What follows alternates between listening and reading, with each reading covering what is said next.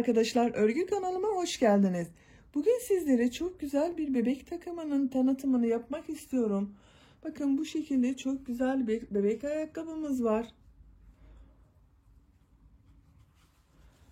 Güzel bir bebek şapkamız var. Veya bakın bu şekilde güzel bir saç bandı var. Siz de böyle güzel bir takım yapmak isterseniz ben bu şapkanın, saç bandının ve ayakkabının olduğu YouTube linklerini bu videonun açıklama bölümüne ekliyorum. Siz izlemekte olduğunuz bu videonun açıklama bölümüne bakarsanız orada bulunan linkler üzerine tıkladığınız zaman siz de böyle güzel bir takım yapabilirsiniz. Biz bugün bunların güzel bir takımı olan bu bebek hırkasını yapacağız. Model olarak çok güzel, bakın gördüğünüz gibi çok güzel ve kullanışlı bir hırka modeli. Bakın arka görüntüsü de böyle. Ben böyle güzel bir yaka çalışması yaptım. Siz isterseniz bu yakayı yapmadan düz olarak da kullanabilirsiniz arkadaşlar. Hırkanın örgüsüne yakadan zincir yapıp roba ayrımlarını yaparak başlıyoruz. Yapacak olduğunuz bebeğin büyüklüğüne göre başlangıcı ve roba sırası değişecektir. Ben bu hırkayı nasıl küçük veya nasıl büyük yapacağınızı videonun içerisinde anlatıyorum. Bugün ben bu hırkayı 1-2 yaş arası bebekler ölçüsünde anlatıyorum. Siz isterseniz daha küçük veya daha büyük yapabilirsiniz. Hırkanın örgüsünde Alize Baby Best ipini kullandım. Kullanmış olduğum ip biraz kalın ip. Üzerinde 100 gram 240 metre yazıyor. Renk numarasını soran arkadaşlar için de 185 arkadaşlar, pembenin güzel bir tonu. Tığ olarak da elimin sıklığına ve ipimin kalınlığına uygun olarak 3 milimlik tığ kullandım. Kullanmış olduğunuz iplik üzerinde kaç numara tığ kullanmanız gerektiği tavsiye edilmektedir. Bakın benim kullanmış olduğum iplik üzerinde 2 ile 4 numara arası tığlar tavsiye edilmekte. Ben 3 milimlik tığ kullandım. Siz de elinizin sıklığına göre bu tığ numarasını ayarlamasını yapabilirsiniz. Düğme olarak roba bölümüne 2 adet düğme dikmeyi tercih ettim. Bakın bu şekilde güzel bir inci düğme diktim. Siz istediğiniz gibi düğme kullanabilirsiniz. Bugünkü anlatacak olduğum hırkanın ölçülerini de vereyim. Başlamadan önce fikriniz olsun. Bakın kol altından genişliğini ölçüyorum. 28 santim. Kol altından yüksekliğini ölçüyorum. 20 santim. Omuzdan itibaren tam yüksekliğini ölçüyorum. 35 santim. Kol altı yüksekliğinde ölçelim. Kol boyunda ölçelim. Ölçtüğüm zaman 19 santim yükseklik var. Bu da 1-2 yaş arası bebek için ölçü. Siz bu hırkayı farklı büyüklükte yapacaksanız ben standart bebek ölçü tablosunu hazırladım. Bu videonun açıklama bölümüne ekliyorum. O tabloya bakarak roba yüksekliğini, genişliğini, boyunu ayarlamasını yapabilirsiniz. Malzemelerimizi söyledik, ölçülerimizi verdik. Takımımızın diğer örgülerinde gösterdim. İpimizi, tığımızı hazırlayalım. Hep birlikte bu güzel hırkamızın örgüsüne başlayalım. Kanalıma abone değilseniz abone olmayı unutmayın lütfen. Kanalıma abonelik ücretsizdir. Kanalıma abone olup orada bulunan zil şeklinde aktif konuma getirirseniz kanalıma yükleyeceğim videolardan ilk önce sizlerin haberi olacaktır. Örgüye başlamadan önce minik bir de hatırlatma yapmak istiyorum arkadaşlar. Videolarımın bazılarına dilimizi anlamayanlar için altyazılar oluşturuyorum. Siz izlediğiniz videoda bu yazıları görmek istemiyorsanız ayarlar bölümünden altyazıları kapalı konuma getirirseniz yazıları görmezsiniz. Hepinize kolay gelsin, iyi izlemeler.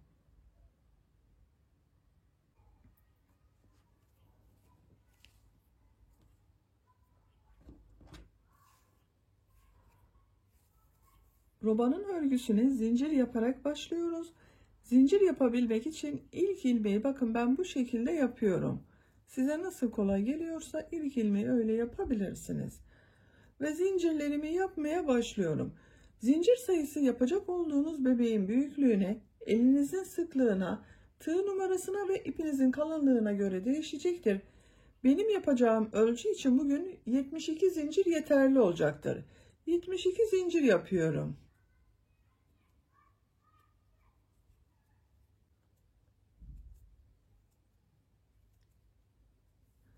72 zinciri yaptım. Bakın çok sıkı yapmayalım bu zinciri arkadaşlar. Şimdiki sırada bunun üzerinden trabzanlar yapacağız.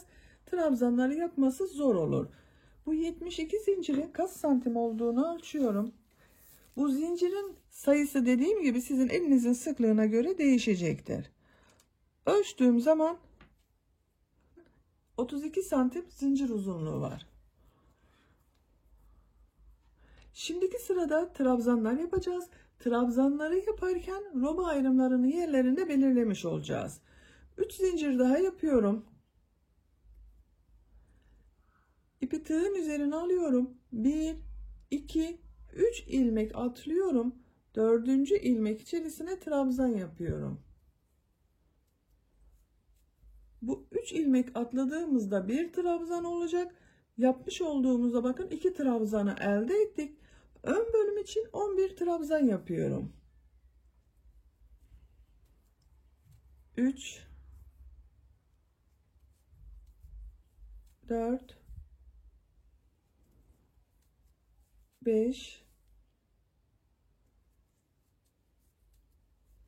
6 7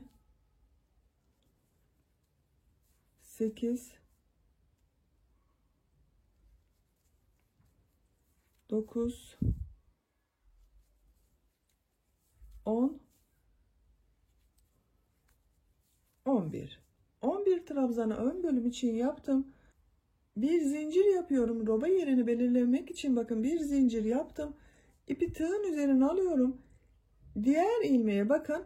Takip eden ilmek içerisine kol bölümü için ilk trabzanı yapıyorum. Kol bölümü için 14 trabzan yapacağız. 3 4 5 6 7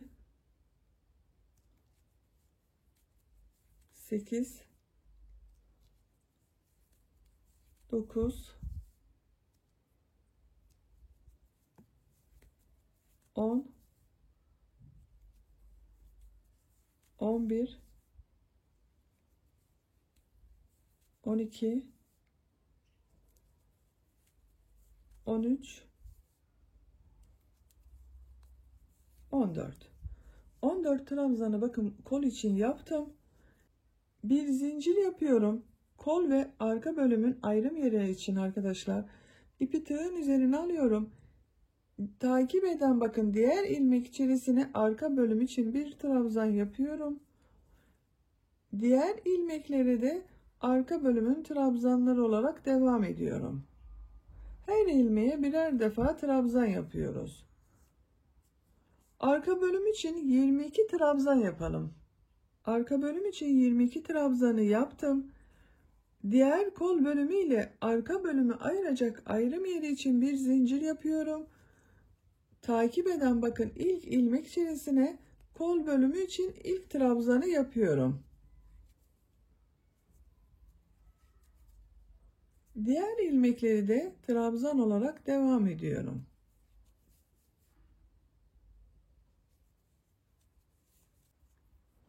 Bakın arttırma yapacağımız ayrım yerinde belirlemiş olduk. Bu kol için 14 trabzan yaptım ben. Buraya da 14 trabzan olarak devam edelim. Bu kol bölümü için de buraya 14 trabzanı yaptım. Kol ile ön bölümü ayıracak ayrım yeri için bir zincir yapıyorum. Takip eden ilmekler üzerine diğer ön bölüm için trabzanlar yapıyorum. Her ilmeğe birer defa trabzan yapıyorum yine. Bakın arttırma yapacağımız yer belli oldu. Bu ön bölümde 11 trabzan yapmıştık. Buraya da 11 trabzan yapıyorum. 2 3 4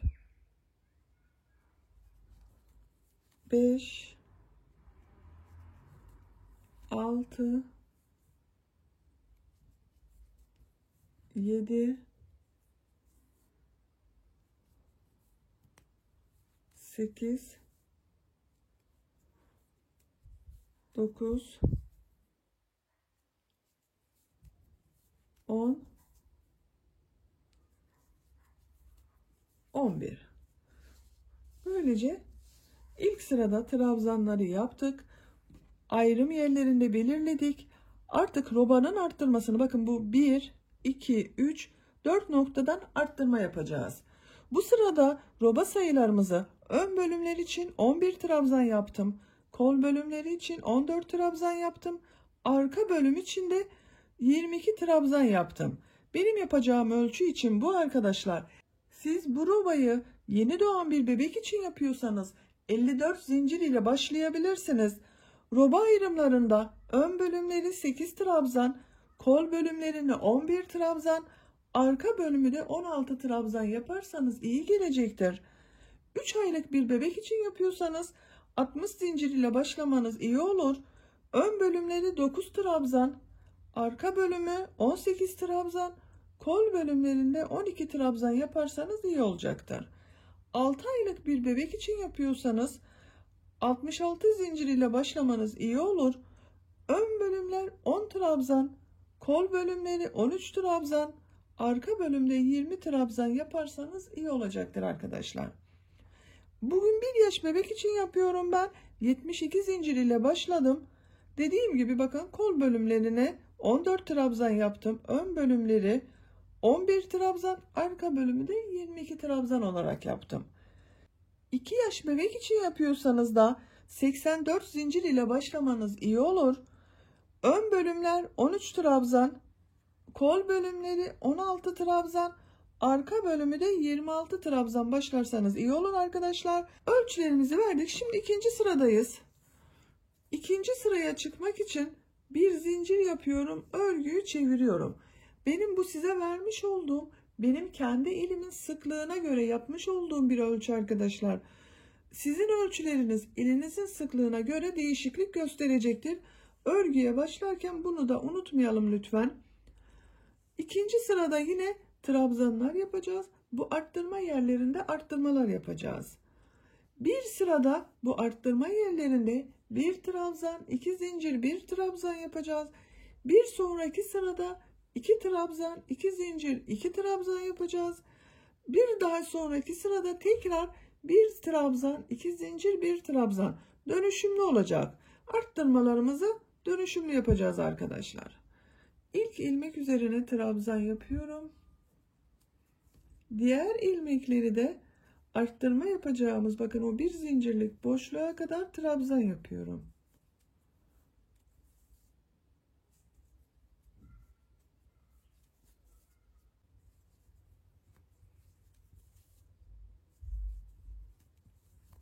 Bakın 2, 4, 6, 8, 10, 11 trabzanı yaptım. Bu bir zincirli boşluğa ön bölüm için bir trabzan yapıyorum. 2 zincir yapıyorum. Artık 2 zincir yapıyoruz. Bu ilk sırada bir zincir yapmamın sebebi arkadaşlar, çok delik oluşuyor bu ilk sırada.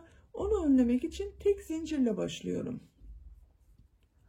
Aynı boşluğa kol bölümü için bir trabzan yapıyorum.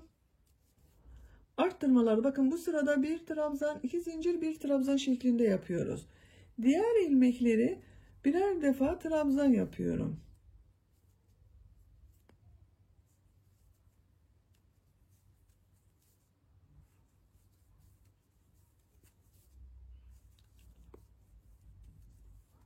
Her ilmeğe bakın birer defa trabzan yapıyorum. Arttırma yapacağımız bu bir zincirli boşluğa kadar devam edelim. Kol bölümünde bulunan bakın ilmekler üzerine trabzanları yaparak kol ile arka bölümü ayıran arttırma yapacağımız zincirli boşluğa geldim. Buraya bakın, kol bölümü için bir trabzan yapıyorum. 2 zincir yapıyorum. Aynı boşluğa arka bölüm için bir trabzan yapıyorum. Buraya da bakın bir trabzan, 2 zincir, bir trabzan şeklinde arttırma yaptık. Kol bölümünde bir burada arttırma yaptık, bir de burada arttırma yaptık arkadaşlar. Arka bölümde bulunan ilmekler üzerine trabzan olarak devam ediyorum.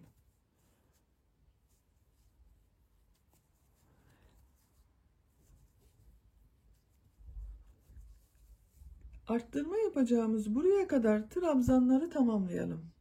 Arka bölümde bulunan ilmekler üzerine de trabzanı yaptım.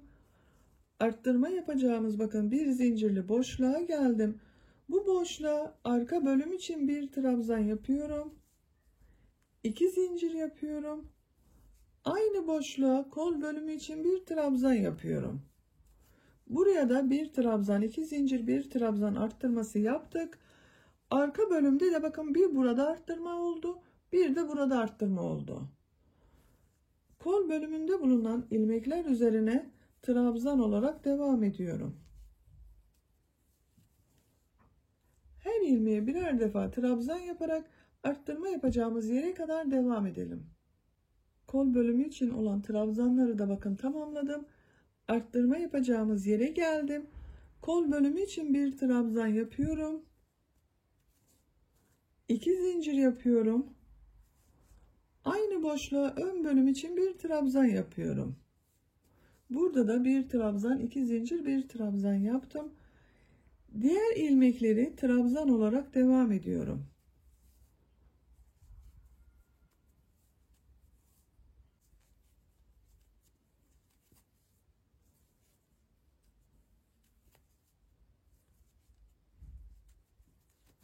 Bakın son ilmeğe geldim. Burada 3 ilmek atlayarak oluşturduğumuz bir trabzan vardı. Bunu da bakın son zincirin üzerine tığ takıyorum. Bir trabzan yapıyorum. Burada da trabzan sayımız 12 oldu. Burada bir arttırma yaptık. İkinci sırada bakın robamız şekillenmeye başladı arkadaşlar. Üçüncü sıradayız. Bir zincir yapıyorum. Örgüyü çeviriyorum.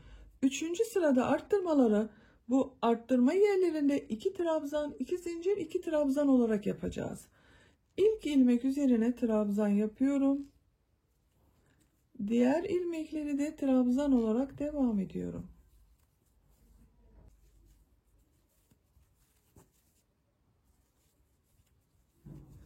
Bakın ön bölümde bulunan trabzanları yaptım.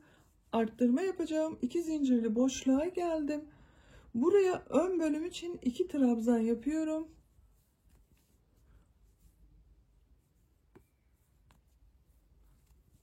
İki zincir yapıyorum. Aynı boşluğa kol bölümü için 2 trabzan yapıyorum. 2 trabzan, 2 zincir, 2 trabzan yaptım. Diğer ilmekleri bakın kolda bulunan ilmekleri trabzan olarak devam ediyorum.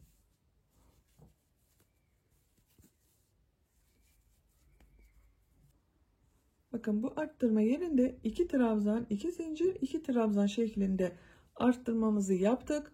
Kolda bulunan ilmekler üzerine diğer arttırma yapacağımız buraya kadar devam edelim. Kolda bulunan ilmekler üzerine trabzanları yaparak arttırma yapacağımız yere geldim. Bu arttırma yerine de 2 trabzan, 2 zincir, 2 trabzan yapıyoruz.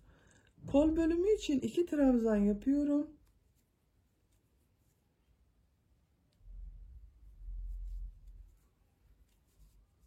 2 zincir yapıyorum. Arka bölüm için 2 trabzan yapıyorum.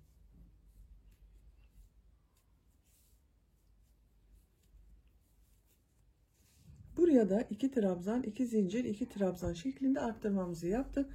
Bu sırada bakın kol bölümünde 2 arttırma burada yaptık. 2 arttırma da burada yaptık. Toplam 4 trabzan arttırması oldu.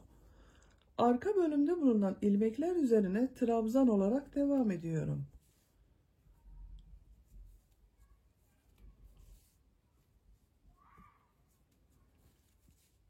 Bu şekilde.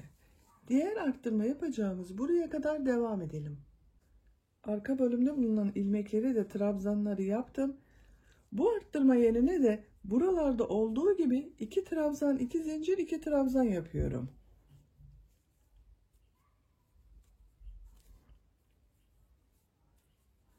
İki trabzanı arka bölüm için yaptım. 2 zincir yapıyorum. Aynı boşluğa kol bölümü için 2 trabzan yapıyorum.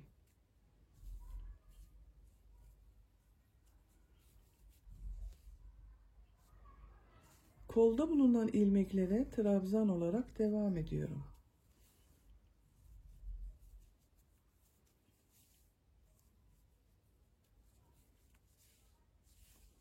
buraya kadar devam edelim. Kolda bulunan ilmekleri de trabzanları yaptım. Bu arttırma yerine de 2 trabzan, 2 zincir, 2 trabzan yapıyorum.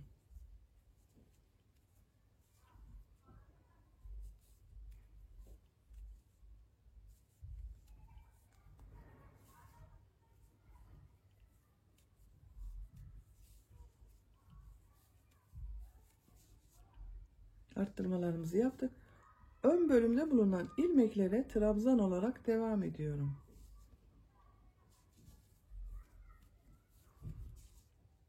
Sıra sonuna kadar trabzanlarımızı yapalım. Ön bölümde bulunan ilmekleri de trabzan olarak bakın ben sıra sonuna kadar tamamladım. 3. sırayı bitirmiş olduk. Robamızın şeklinde görelim arkadaşlar. Bakın bu şekilde görünüyor. Çok güzel oluyor gördüğünüz gibi. Roba arttırmalarını bakın ilk sırada roba ayrımlarını yaptık. İkinci sırada arttırma yerlerinden bu 4 noktadan bir trabzan, 2 zincir, bir trabzan yaptım. Üçüncü sırada da arttırma yerlerinde 2 trabzan, 2 zincir, 2 trabzan yaptım. Dördüncü sıradayız. Dördüncü sırada tekrar arttırmayı bir trabzan, 2 zincir, bir trabzan olarak yapacağız. Bir sonraki sırada 2 trabzan, 2 zincir, 2 trabzan yapacağız. Bir zincir yapıyorum, örgüyü çeviriyorum. İlk ilmek üzerine trabzan yapıyorum. Diğerlerinde trabzan olarak devam ediyorum.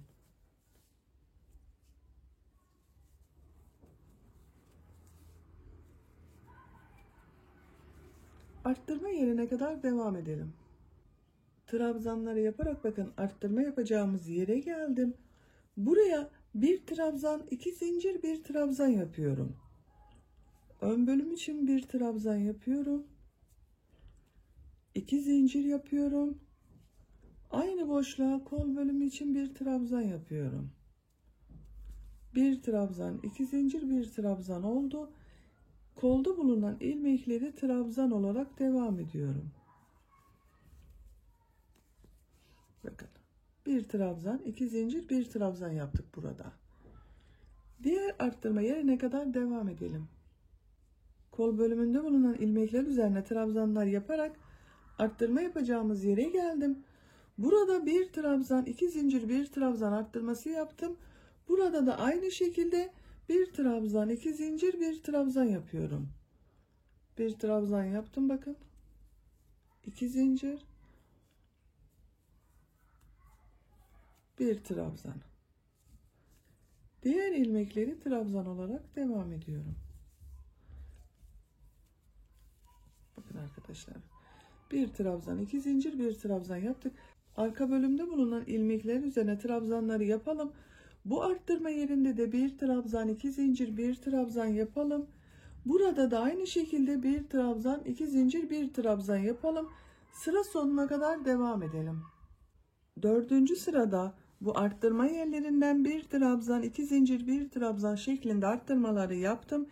Diğer ilmeklere birer defa trabzan yaptım. Sıra sonuna kadar tamamladım. 5. sıraya çıkmak için bir zincir yapıyorum. Örgüyü çeviriyorum. 5. sırada arttırmaları bu 4 noktadan 2 trabzan, 2 zincir, 2 trabzan olarak yapacağız. İlk ilmek üzerine trabzan yapıyorum. Diğer ilmekleri de trabzan olarak devam ediyorum. Arttırma yerine kadar devam edelim. Ön bölümde bulunan ilmeklere bakın birer defa trabzan yaptım. Arttırma yapacağımız yere geldim. Buraya 2 trabzan, 2 zincir, 2 trabzan yapıyorum.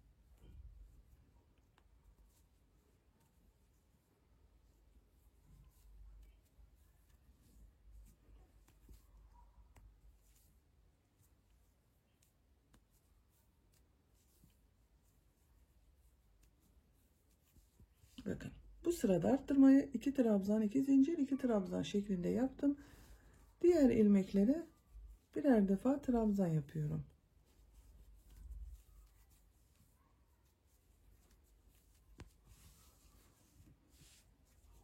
Bakın arkadaşlar artık robamızın arttırmaları bu şekilde devam edecek. Diğer arttırma yerlerine de bakın, bu sıranın burada, burada ve burada 2 trabzan, 2 zincir, 2 trabzan arttırması yapacağız. Diğer ilmeklere birer defa trabzan yapacağız. Sıra sonuna kadar devam edeceğiz. Bir sonraki sırada, 6. sırada da bu arttırma yerlerinde 1 trabzan, 2 zincir, 1 trabzan şeklinde arttırma yapacağız. Katlayıp da görelim. Bakın robamızı. Görüntüsü böyle oluyor arkadaşlar.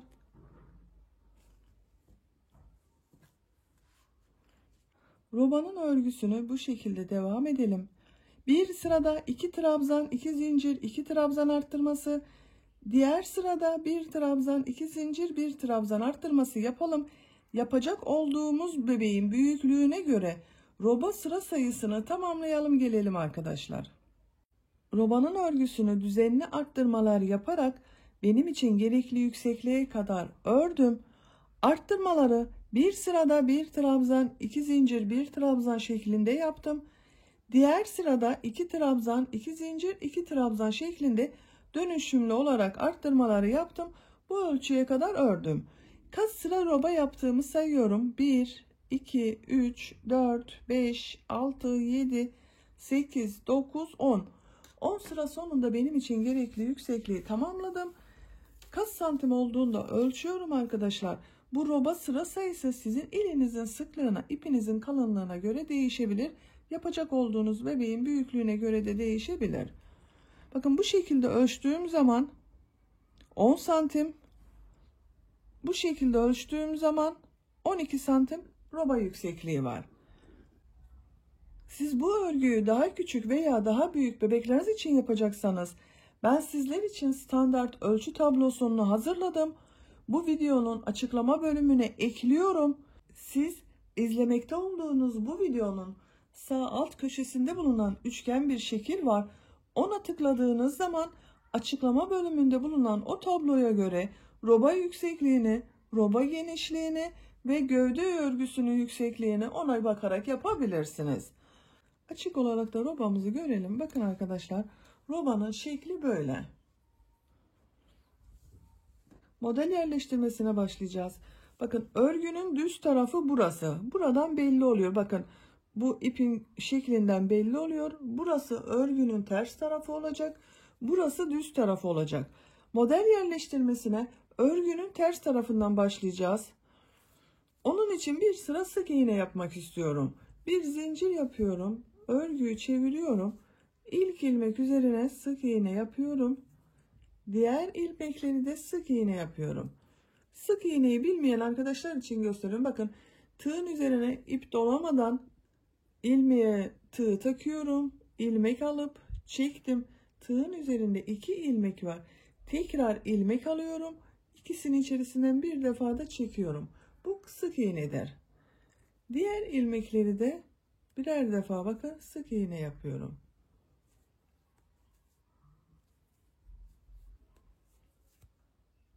Arttırma yerine kadar sık iğnelere devam edelim. Ön bölümde bulunan bakın ilmekler üzerine sık iğneleri yaptım. Arttırma yerine geldim. Bu arttırma yerine de 3 sık iğne yapıyorum.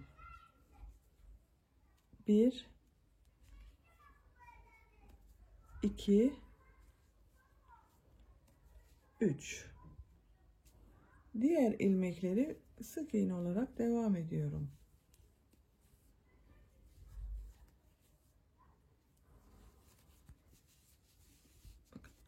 Sık iğneler yaparak devam edelim. Bu arttırma yerine de 3 sık iğne yapalım. Arka bölümde bulunan ilmeklere sık iğne yapalım. Buraya ve buraya da 3'er sık iğne yaparak sıra sonuna kadar sırayı tamamlayalım. Bir sıra sık iğne yaparak bakın sırayı tamamladım. Bir zincir yapıyorum. Örgüyü çeviriyorum. Örgünün ters tarafındayız. Bakın gördüğünüz gibi. Bu sırada model yerleştirmesi için V şekilleri yapacağız. Bu ilk 3 ilmeğe trabzan yapıyorum. Bu trabzanlar ön pat olacağı için örgü bitesiye kadar devam edecek arkadaşlar. 1 2 3. Bakın 3 trabzanı yaptım. İpi tığın üzerine alıyorum. 2 ilmek atlıyorum. Bakın 1 2 ilmek atlıyorum. Üçüncü ilmeğe bir trabzan, 2 zincir, bir trabzan yapıyorum. Bir trabzan yaptım. 2 zincir yapıyorum. Aynı ilmeğe bir trabzan daha yapıyorum. Bir trabzan, 2 zincir, bir trabzan yaparak bir V şekli oluşturduk. İpi tığın üzerine alıyorum, yine 1 2 ilmek atlıyorum. Üçüncü ilmeğe bir trabzan, 2 zincir, bir trabzan yapıyorum.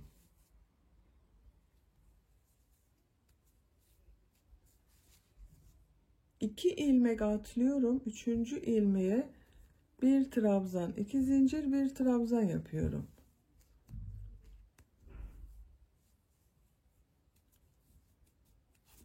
Bu şekilde. Bu sırayı böyle yapacağız arkadaşlar.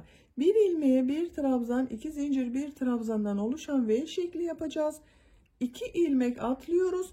Tekrar üçüncü ilmeğe V şekli yapmak için bir trabzan, 2 zincir, bir trabzan yapıyoruz. Sıra sonuna kadar devam edelim. Model sırasında ilk sırada V şekilleri yaparak bakın sıranın sonuna geldim. Sıra sonunda 2, 4, 5 ilmek kaldı. 1, 2 ilmeği atlıyorum. Son 3 ilmeğe trabzan yapıyorum. 1,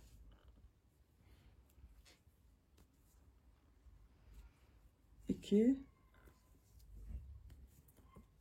3. Sıranın başında da ilk 3 ilmeği trabzan yaptım. 2 ilmek atladım ve şekillerine başlamıştım. Sıra sonunda da aynısı oldu. Böylece V şekiller yaptık. Modellerimizin oluşumuna başladık. Ben kol ayrımlarının olduğu yerleri de işaretledim arkadaşlar. Bir sıraya kaç model yerleştirdiğimi sayıyorum. V şekillerini bakın arkadaşlar. 2, 4, 6, 8, 10, 12, 14, 16, 18, 20, 22, 24, 26, 28, 30, 32, 34, 36, 38, 40, 42, 44, 46, 48, 50, 52, 54, 56, 58, 60 model var bir sırada. Siz de benimle aynı sayıda başlayıp aynı şekilde arttırma yaptıysanız sizin de 60 model yerleşecektir. Ama daha az sayıda başladıysanız ve bu roba sırasında daha az yaptıysanız model sayısı sizde daha az olacaktır. Daha büyük bebekler için yapıyorsanız da daha fazla zincir sayısıyla başlamışsınızdır. Roba sırası da benim yaptığımdan daha fazla olacağı için arttırma çok olacaktır. İlmek sayısı fazla olacağından model sayısı da fazla olacaktır. Benimle aynı sayıda yapıyorsanız bu 60 modeli ben ön bölümlerde 7'şer model, kol bölümlerinde 15'er model, arka bölümde de 16 model olarak ayırdım arkadaşlar. Bakın 1, 2, 3, 4, 5, 6, 7. Bakın buraya bir işaret taktım.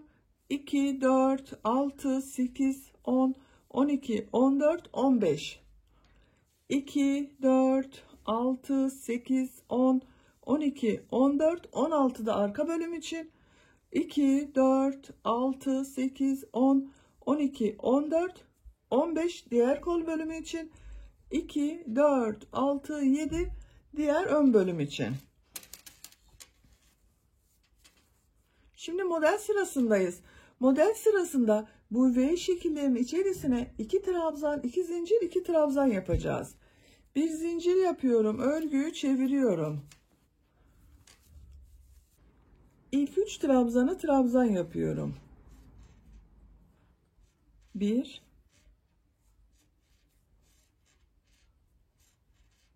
2,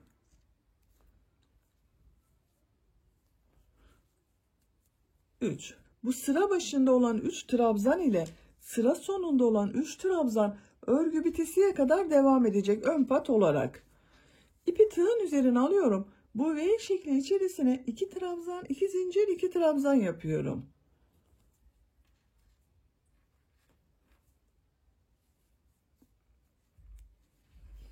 İki trabzan yaptım. 2 zincir yaptım. Aynı V şekli içerisine 2 trabzan daha yapıyorum.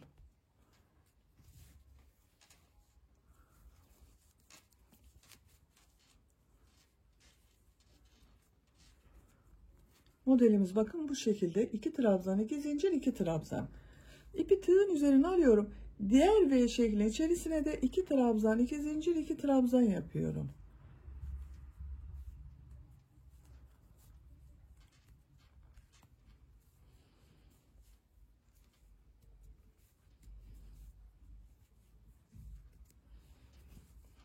Bakın gördüğünüz gibi buna da 2 trabzan, 2 zincir, 2 trabzan yaptım. Diğer V şeklinin içerisine de 2 trabzan, 2 zincir, 2 trabzan olarak yapıyoruz. Modelimizi böyle yapıyoruz. Bu işaret yaptığımız yere kadar devam edelim. Ön bölümde yapmış olduğum V şekillerinin içerisine 2 trabzan, 2 zincir, 2 trabzan modellerimizi yaptım. İşaret yaptığım yere geldim. Bakın 1, 2, 3, 4, 5, 6, 7 model yaptım. İpi tığın üzerine alıyorum. Kolda ayırmış olduğum bu bakın 15 modeli atlıyorum. Diğer işareti yaptığım buradan sonra bulunan bu arka bölüm için olan V şekline 2 trabzan, 2 zincir, 2 trabzan yapıyorum. Bakın işaretli yerden sonra 2 trabzan, 2 zincir, 2 trabzan yapıyorum.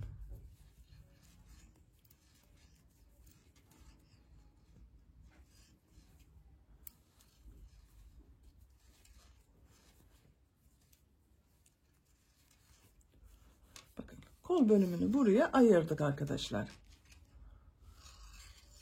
Kol altında böyle birleştirdik. Ön ve arka bölümü.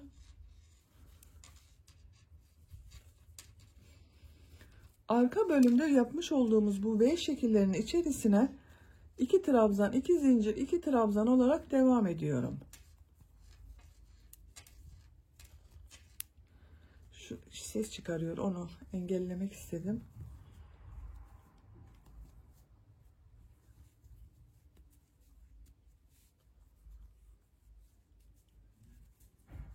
Bu şekilde diğer V şeklinin içerisine geçiyorum. Modellerimi yapmaya devam ediyorum. Arka bölümde bulunan V şekillerinin içerisine modelleri yaparak bu işareti yaptığım yere kadar devam edelim. Arka bölümün V şeklinin içerisine de bakın modelleri yaptım. Kol ile arka bölümü ayıran ayrım yaptığım bakın bu işaret yaptığım yere geldim. İpi tığın üzerine alıyorum. Aynı burada yapmış olduğumuz gibi kolda bulunan bütün modelleri atlıyorum bakın. Sayalım isterseniz 2, 4, 6, 8, 10, 12, 14, 15 modeli atladım. Bu işaretten sonra bakın ön bölümün ilk V şeklinin içerisine 2 trabzan, 2 zincir, 2 trabzan yapıyorum.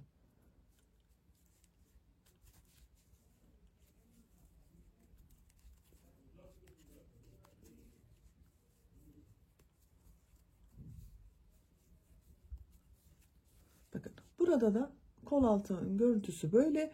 Arka bölüm ile ön bölümü birleştirdik. Diğer V şeklinin içerisine de 2 trabzan, 2 zincir, 2 trabzan yapıyorum. Sıra sonuna kadar devam edelim. Modelleri yaparak sırayı tamamladım. Sıra sonunda 3 trabzanı da yaptım. Şeklini görelim arkadaşlar. Bakın model yerleştirdiğimiz sırada.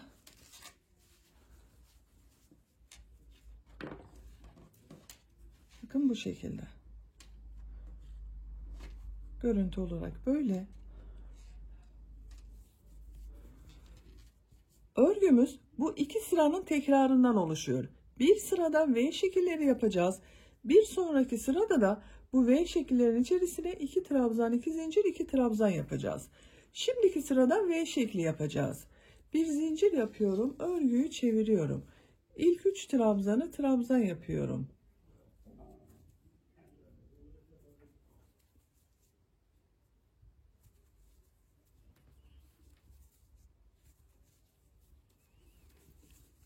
V şekillerini bu iki zincir çektiğimiz boşluklara yapacağız. Bakın buraya V şekli yapacağız. V şeklini bir trabzan, iki zincir, bir trabzan şeklinde yapıyordum. Bakın bu model ortasında bulunan iki zincirli boşluğa bir trabzan, iki zincir, bir trabzan yapıyorum.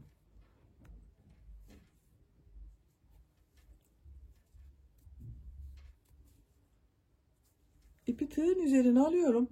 Diğer model ortasında bulunan boşluğa da bir trabzan, iki zincir, bir trabzan yapıyorum.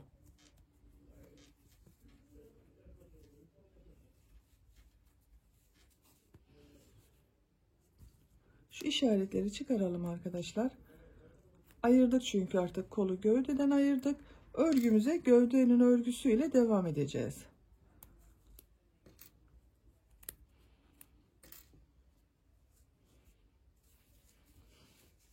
Bakın böyle V şekilleri oluşturuyoruz. Bu kol altına kadar V şekilleri yaparak devam edelim. Model ortasında bulunan iki zincirli boşluklara V şekilleri yaparak kol altının olduğu yere geldim. Burada bir model arttırması yapmak istiyorum arkadaşlar. Biraz dökümlü dursun istiyorum. Bakın bu kol altında hangi ilmeği yaparsanız fark etmeyecektir. Buraya bir trabzan, iki zincir, bir trabzan yapıyorum.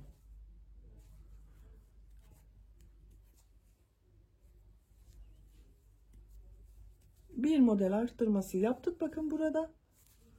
Diğer modelleri ortasına yine bir trabzan, iki zincir, bir trabzan olarak devam ediyorum.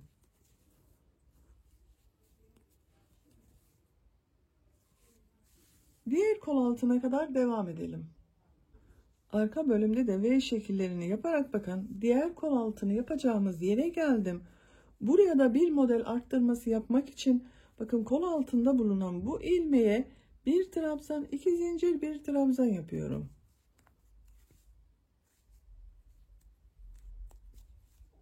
Aynı ilmeğe bir trabzan daha yaptım.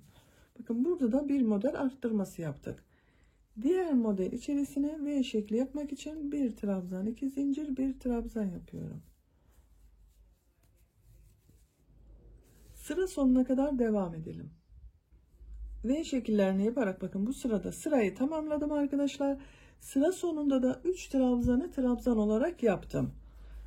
Tekrar şeklini görelim. Bakın V şekilleri yaptığımız için biraz daha iyi toparladı burası. Şimdi tekrar model sırasındayız. Modelde yine bu V şekillerin içerisine 2 trabzan, 2 zincir, 2 trabzan yapacağız. Bir zincir yapıyorum, örgüyü çeviriyorum. İlk ilmeğe trabzan yapıyorum. İkinci ve üçüncü ilmeklere de trabzan yapıyorum. İlk 3 trabzanı yapıyorum. Bakın trabzanı yaptım. Bu V şekli içerisine 2 trabzan, 2 zincir, 2 trabzan yapıyorum.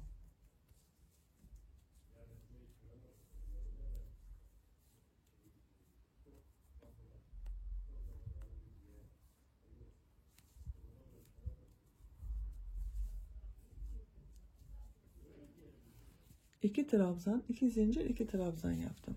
Diğer V şekli içerisine de 2 trabzan, 2 zincir, 2 trabzan yapıyorum.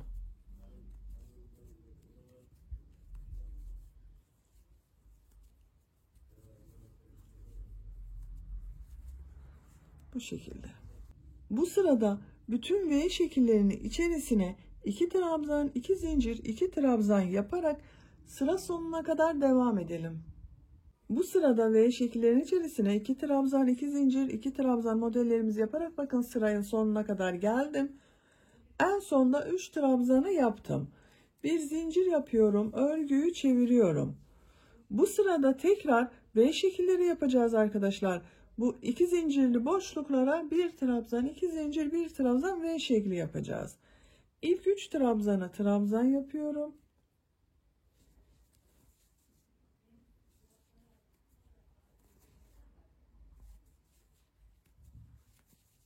İpi tığın üzerine alıyorum. 2 zincirli boşluğa bir trabzan, 2 zincir, bir trabzan yapıyorum.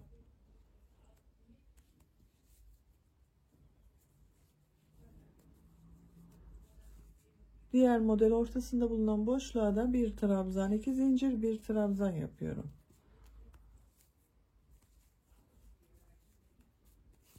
Bakın böyle. Artık modellerimiz böyle devam edecek arkadaşlar. Bu iki sıranın tekrarıyla örgümüzü devam edeceğiz. Bir sırada şimdiki yapmış olduğumuz sırada olduğu gibi bu iki zincirli boşluklara bir trabzan, iki zincir, bir trabzandan oluşan V şekillerini yapacağız. Bir sonraki sırada da V şekillerinin içerisine 2 trabzan, 2 zincir, 2 trabzandan oluşan modelleri yapacağız. Örgümüzü böyle devam edeceğiz artık arkadaşlar. Bakın şekil olarak böyle. Kaç model yaptığımızda sayalım. 2, 4, 6, 8, 10, 12, 14, 16, 18, 20, 22, 24, 26, 28, 30, 32 model var bir sırada. Bu iki modeli bakın kol altlarında arttırma yaptık. 32 model oldu. Gövde örgüsü artık böyle devam edecek. Bu gövde örgüsünü yapacak olduğunuz bebeğinizin büyüklüğüne ve tercihinize göre bu iki sıranın tekrarıyla sıra sayısını tamamlayalım gelelim. Gövde örgüsünü benim yapacağım ölçü için gerekli yüksekliğe kadar ördüm. Kaç sıra model yaptığımı sayıyorum. 1, 2, 3, 4, 5, 6, 7, 8, 9 sırayı bitirdim. 10. sırada V şekillerini yaptım. 2 trabzan, 2 zincir, 2 trabzan yaptığım sırada bıraktım. Santimetre olarak da size ölçüsünü vermek istiyorum. Bu model sırası sizin elinizin sıklığına ve ipinizin kalınlığına göre de değişecektir. Onun için santimetre olarak da ölçüsünü vereyim. Ona göre sıra sayısını siz daha az veya daha çok yapabilirsiniz. Bakın şu anda 20,5 santim görünüyor. Daha bunun ucuna dilim modelleri yapacağız. Bakın bu V şekillerin içerisine dilim modelleri yapacağız. Biraz daha uzayacak. Benim bugün kullanmış olduğum bakın ipin üzerinde 240 metre yazan kalın dokulu bir ip arkadaşlar, bugünkü kullanmış olduğum ip.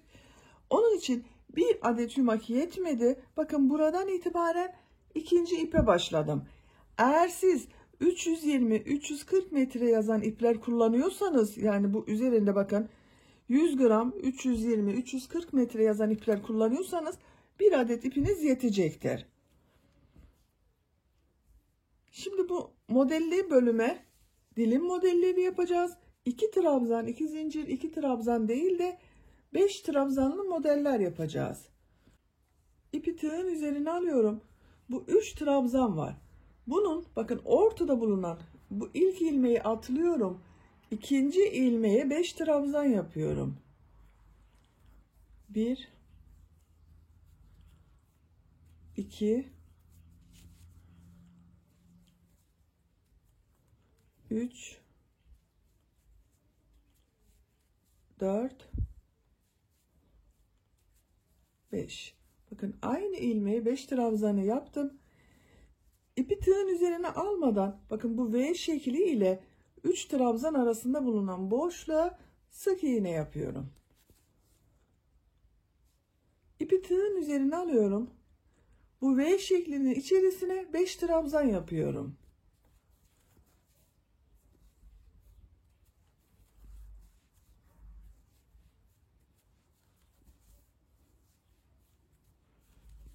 Dört, 5. İpi tığın üzerine almadan bu 2 V ortasında bulunan boşluğa sık iğne yapıyorum. Diğer V şeklinin içerisine de 5 trabzan yapıyorum.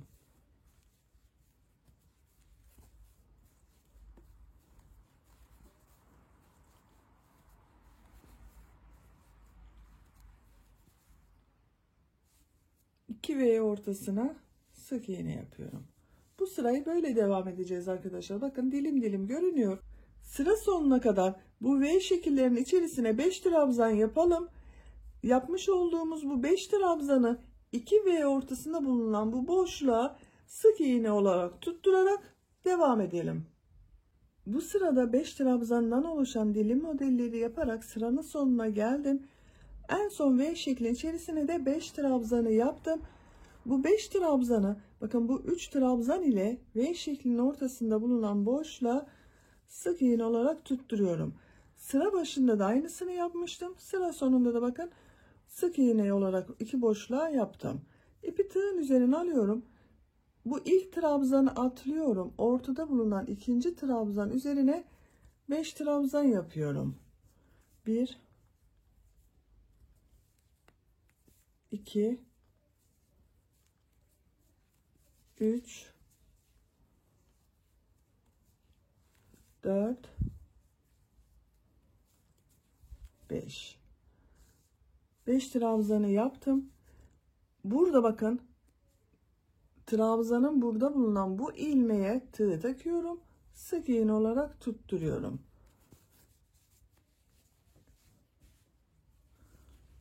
Etek ucunu bakın bu şekilde tamamlamış olduk. Görüntü olarak böyle çok güzel oldu. Bakın gördüğünüz gibi dilim dilim oldu.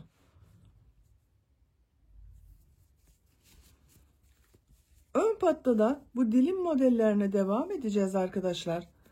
İpi tığın üzerine alıyorum. Bakın burada bulunan bu ilmeğe 5 trabzan yapıyorum. 1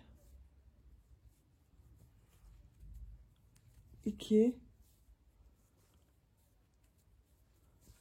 3 4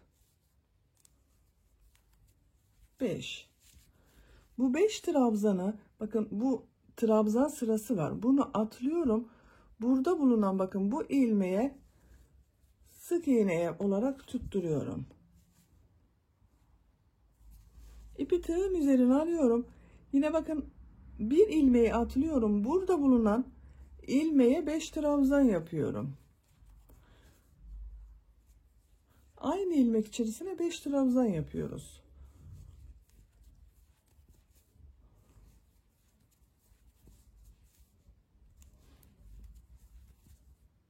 Beş trabzanı yaptım. Bakın bu trabzan sırasını atlıyorum. Burada bulunan ilmeğe sık iğne yapıyorum. Bu sırayı da böyle devam edeceğiz arkadaşlar. Bakın ön patta da dilim modelleri elde ediyoruz. Bu yakanın başlangıcına kadar bu şekilde dilim modelleri yaparak devam edelim. Ön patta modelleri yaparak bakın yakanın başlangıç noktasına kadar tamamladım. Bu modellerden diğer tarafa da aynı şekilde yapacağız arkadaşlar. Bakın bu ön pata da yapacağız. Oraya geçmek için boynun çevresinden bir sıra sık iğne yapmak istiyorum. Bakın en son ilmeği sık iğne olarak modeli tutturdum. Aynı ilmeğe sık iğne yapıyorum. Gördüğüm bütün ilmeklere birer defa sık iğne yapıyorum bakın.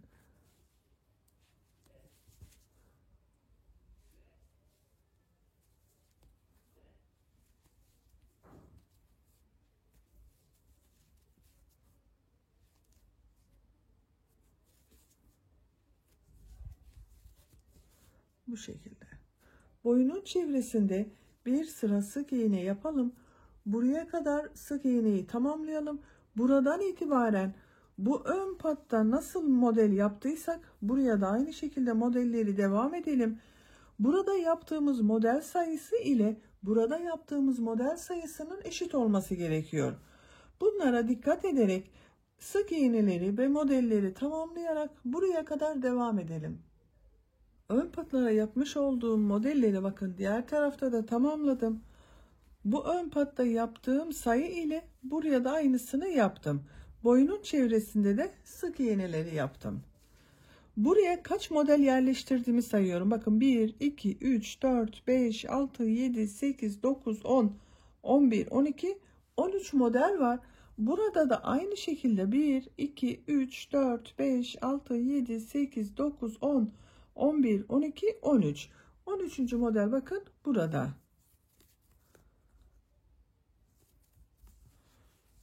Şurayı tamamlayayım. Bakın 5 trabzanı yaptım. Bu en son yapmış olduğum modeli etek ucundan model başladığım bakın bu ilmek vardı. Buna tığ takıyorum. İlmek aldım. Çektim. Tığın üzerinde bulunan ilmekten de çektim. Burayı birleştirdim. İpi burada kesiyorum.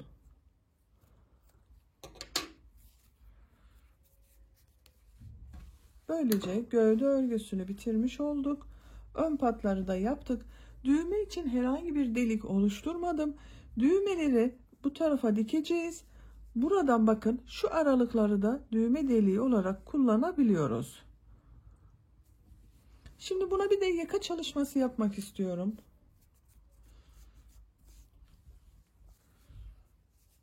Yakanın başlangıcı için bu boynun çevresinde yapmış olduğumuz sık iğneleri kullanacağız.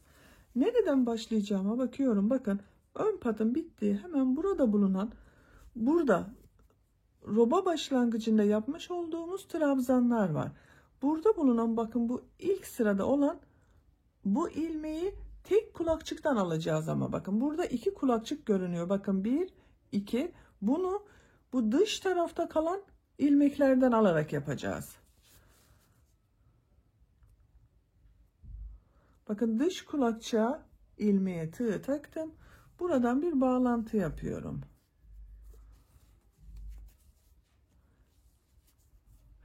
Aynı ilmeğe bakın bir trabzan yapıyorum. Bir sıra trabzan yapacağız. İpi tığın üzerine alıyorum. Burada bulunan bu ilmekleri bakın şu ilmekleri 2 ilmek görünüyor. Sadece dış tarafta bulunan ilmeğe tığ takıyorum. Trabzan yapıyorum. Bakın.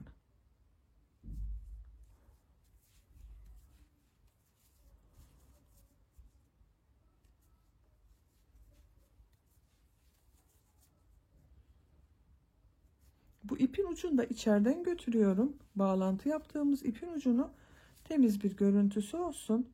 Her ilmeğe birer defa trabzan yapıyorum.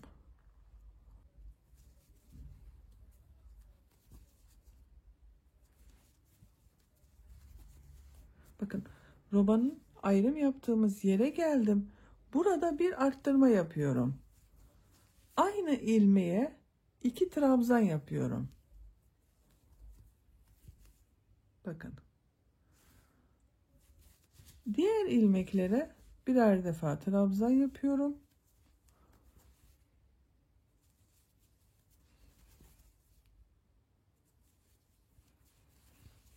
Bu sırayı böyle devam edeceğiz. Bakın 2'şer defa trabzan yapacağımız yerler bu arttırma yaptığımız bakın bu ilmek ve bu ilmek. Bu ilmeklerde 2'şer defa trabzan yapalım. Diğer ilmeklere birer defa trabzan ama bakın sadece dış kulakçıktan alıyoruz ilmeği. Şu şekilde yapmıyoruz. Dış kulakçıklardan alarak trabzan yapalım. Sıra sonuna kadar devam edelim. Yaka yapmak için boyunun çevresinde bir sıra trabzanı tamamladım.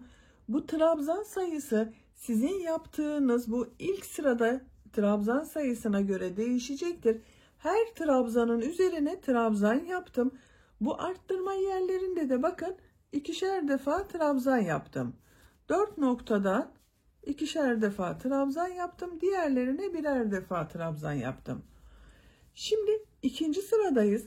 İkinci sırada bu gövde örgüsünde yapmış olduğum modelleri yapacağız. Bunun için ilk sırada V şekilleri yapacağız. 1, 2, 3, 4 zincir yapıyorum. Örgüyü çeviriyorum. İpi tığın üzerine alıyorum. Bu ilk ilmek içerisine trabzan yapıyorum. İlk V şeklini oluşturmuş oluyorum. Bakın ilk V şeklini buraya yaptık. İpi tığın üzerine alıyorum. 1, 2 ilmek atlıyorum. 3. ilmek içerisine bir trabzan, 2 zincir, bir trabzan yapıyorum.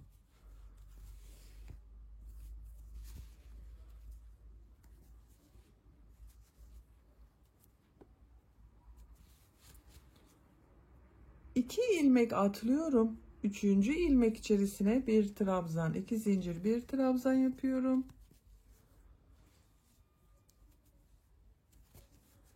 Yine 2 ilmek atlıyorum. 3. ilmeğe bir trabzan, 2 zincir, bir trabzan yapıyorum. Böyle V şekilleri yapıyoruz. Aralarda 2'şer ilmek atlıyoruz. Bakın bir ilmeğe de bir trabzan, 2 zincir, bir trabzan yapıyoruz.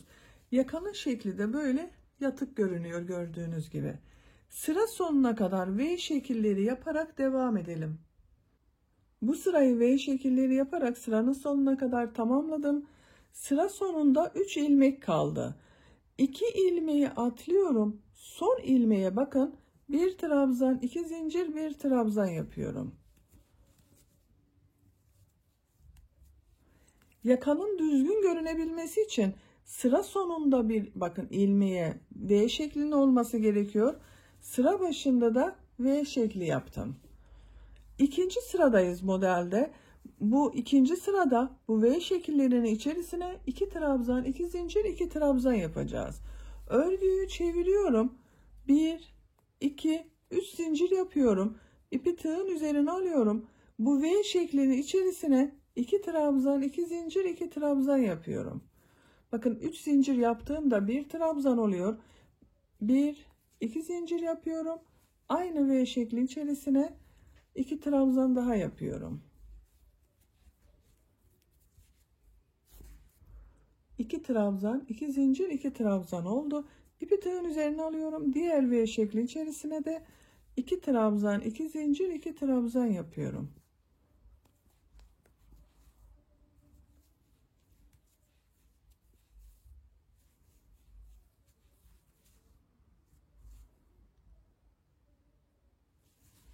Diğer V şekli içerisine de 2 trabzan, 2 zincir, 2 trabzan olarak devam ediyorum.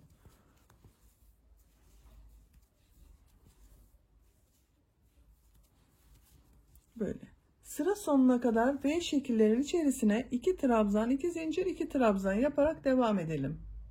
Bu sırada V şekillerin içerisine 2 trabzan, 2 zincir, 2 trabzan yaparak sırayı tamamladım. Bakın görüntü olarak böyle oldu.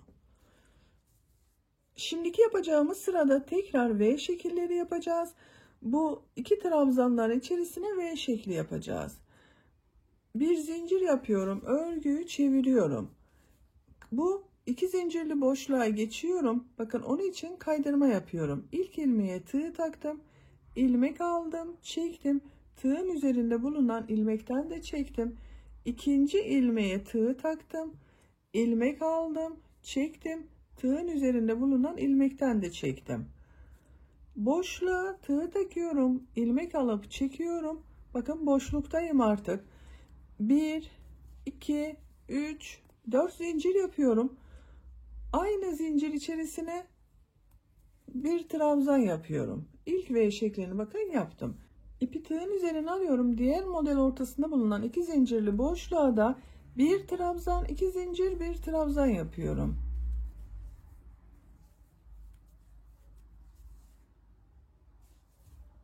Diğer model ortasına geçiyorum. Bir trabzan, 2 zincir, bir trabzan yapıyorum.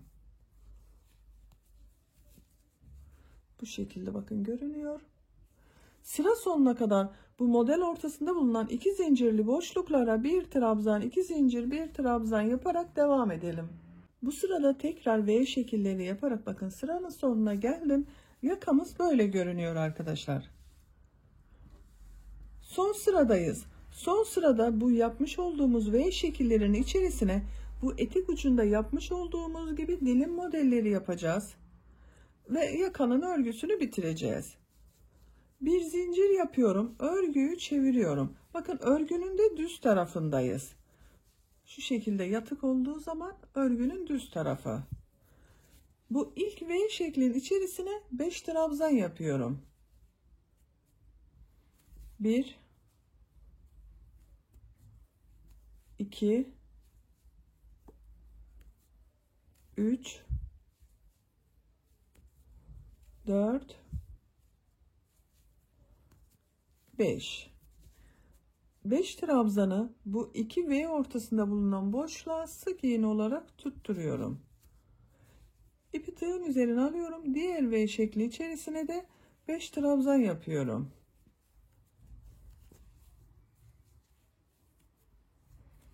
3, 4, 5. 2 V ortasında bulunan boşluğa sık iğne yapıyorum. Diğer V şekli içerisine de 5 trabzan yapıyorum. Bakın dilim modelleri oluşuyor. Bu V şekillerinin içerisine 5 trabzan yapalım. Yapmış olduğumuz trabzanları bu 2 V ortasındaki bulunan boşluğa sık iğne olarak tutturarak sıra sonuna kadar devam edelim. Yakanın son sırasında V şekillerinin içerisine 5'er trabzandan oluşan modelleri yaptım. Bakın en son V şeklinin içerisine de 5 trabzanı yaptım. Bu 5 trabzanı yine aynı V şeklinin içerisine bakın tığ takıyorum. İlmek aldım. Sık iğne olarak tutturdum. İpi burada kesiyorum.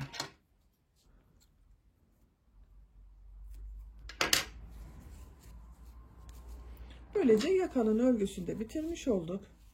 Bakın görüntü olarak görelim. Yakanın görüntüsü böyle. Bu yakada ilmekleri dış tarafta bulunan ilmeklerden alarak yaptığımız için bakın bu ilk sırada yaka yatık görünüyor. Gördüğünüz gibi çok güzel oldu arkadaşlar. Yakanın şekli. Şimdi kollarını da yapalım. Örgümüzü bitirelim.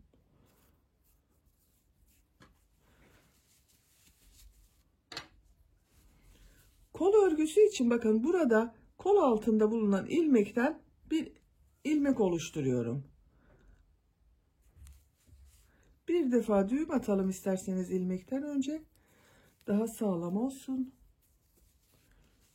Bakın düğüm attığım ilmekten bir ilmek oluşturdum. İpi tığın üzerine alıyorum. Bakın burada 2 trabzan, 2 zincir, 2 trabzan yaptığım sıradayız. Bu kolun örgüsüne de 2 trabzan, 2 zincir, 2 trabzan olarak devam ediyorum. Bu şekilde bakın kolda ayırmış olduğumuz V şekilleri vardı. Bu V şekillerin içerisine 2 trabzan, 2 zincir, 2 trabzan yapacağız. İlk V şeklinin içerisine yapıyorum bakın.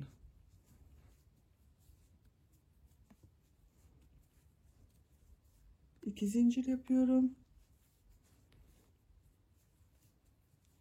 Bağlamış olduğum ipliğin ucunu da bakın içeride tutuyorum. Şimdi keseceğiz onu.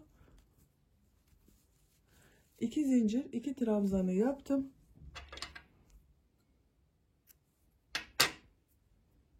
Bakın ipin ucu kayboldu. İpi tığın üzerine alıyorum. Diğer V şeklinin içerisine de 2 trabzan, 2 zincir, 2 trabzan yapıyorum.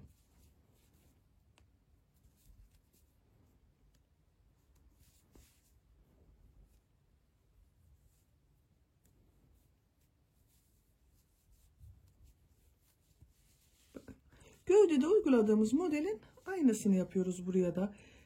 Sıra sonuna kadar bütün V şekillerin içerisine 2 trabzan, 2 zincir, 2 trabzan yaparak devam edelim.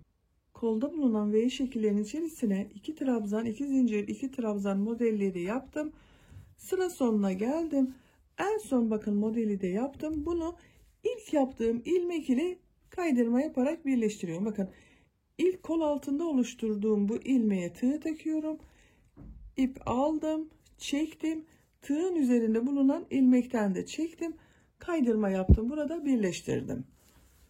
İkinci sıradayız. Bu sırada V şekilleri yapıyorduk. Bakın modelde bu iki zincirli boşluklara V şekilleri yapacağız.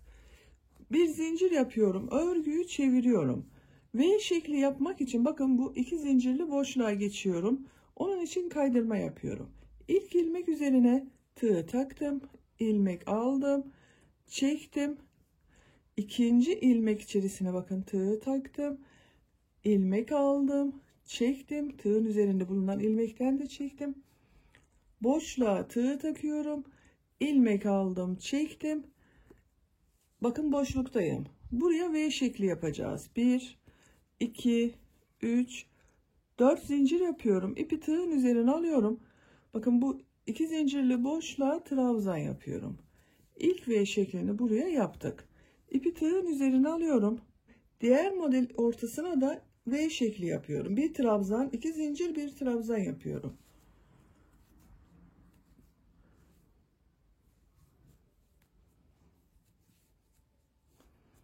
Bakın diğer modele de bir trabzan, iki zincir, bir trabzan yapıyorum.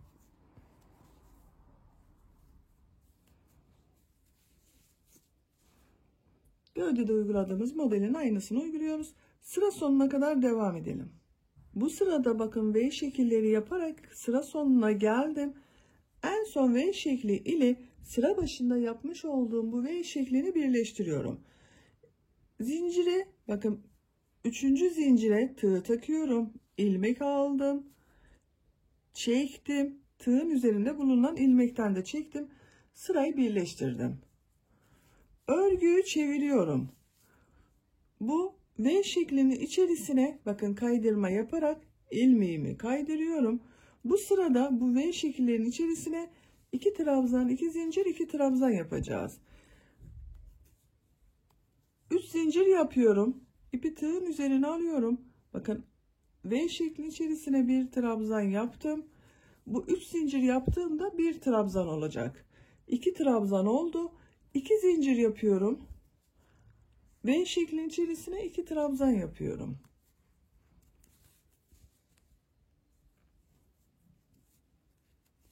Bakın 2 trabzan, 2 zincir, 2 trabzan görüntüsü oldu. Diğer V şeklinin içerisine de 2 trabzan, 2 zincir, 2 trabzan yapıyorum.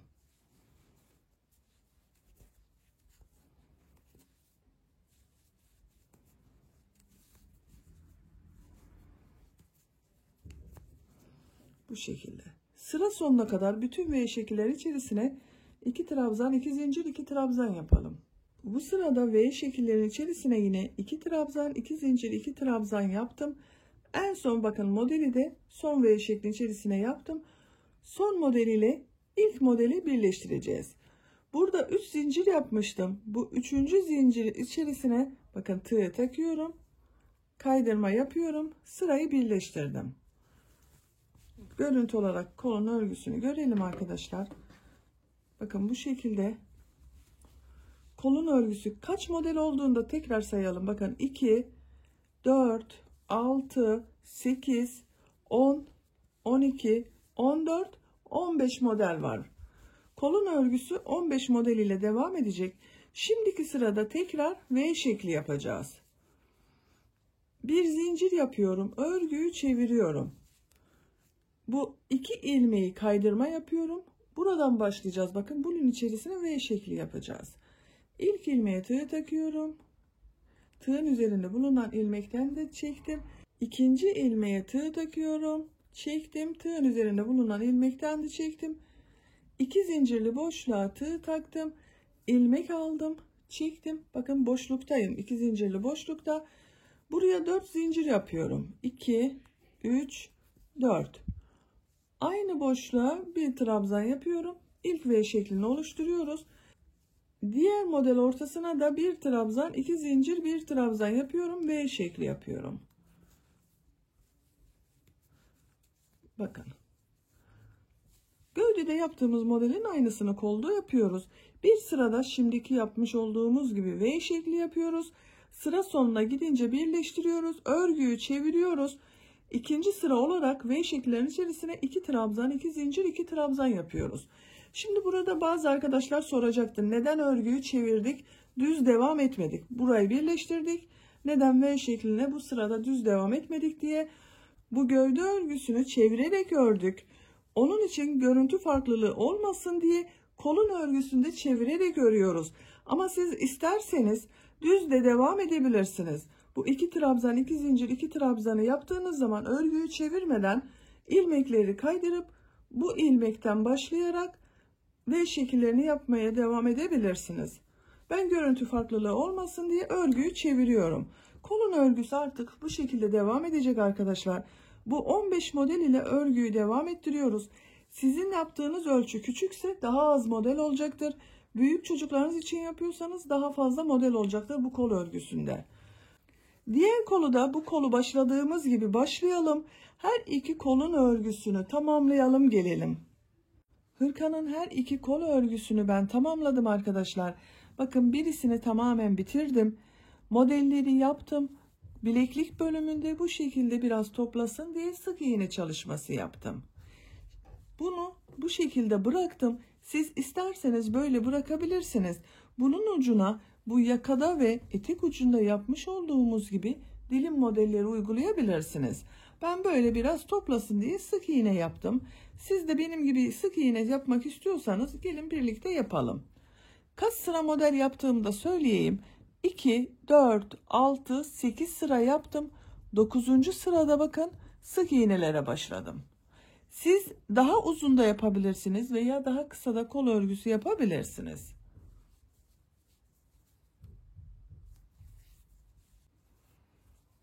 V şekillerini örgünün ters tarafından yapmıştım. Bakın örgüyü çeviriyorum. Düz tarafındayım.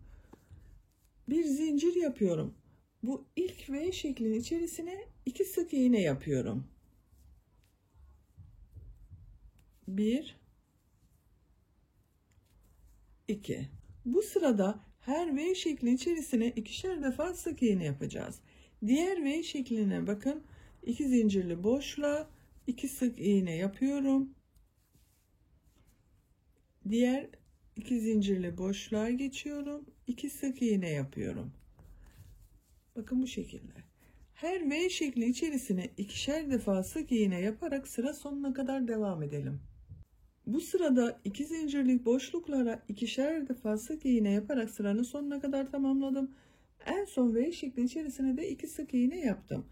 Bu son ilmek ile ilk yaptığımız ilmeği ilmek kaydırması yaparak birleştiriyorum. Bakın kol ucunu toparladı arkadaşlar böyle. Artık sık iğne olarak devam edeceğiz. Bir zincir yapıyorum. Bu ilk ilmeğe sık iğne yapıyorum. Diğer ilmekleri de sık iğne olarak devam ediyorum. Sıra sonuna kadar sık iğnelere devam edelim. Sıra sonunda kaydırma yaparak sırayı birleştirelim. Bir üst sıraya çıkalım. Tercihinize göre bu bileklik bölümünün kaç sıra olmasını istiyorsanız o kadar sıra sayısı yapabilirsiniz. Ben bunu 1, 2, 3 sıra yaptım. Bunu da 3 sıra yapıyorum. Sık iğne olarak bu bileklik bölümünü tamamlayalım arkadaşlar. Kol ucunu bakın ben yaptım. 3 sıra olarak 1, 2, 3 sırada bitirdim. Dediğim gibi siz bunu 4 sırada yapabilirsiniz. 5 sırada yapabilirsiniz. Tercihinize göre istediğiniz gibi yapabilirsiniz. Böylece hırkamızın örgüsünü de bitirmiş olduk. Bakın çok güzel oldu arkadaşlar. Model olarak da çok kolay bir model gördüğünüz gibi. Zevkle yapacağınız güzel bir hırka modeli. Yakası da çok güzel oldu. Açık olarak da hırkamızı görelim. Bakın iki düğmeyi ben buraya diktim. Düğme deliği olarak da burada yapmış olduğum modelleri kullanıyorum. Örgünün ters tarafı da böyle.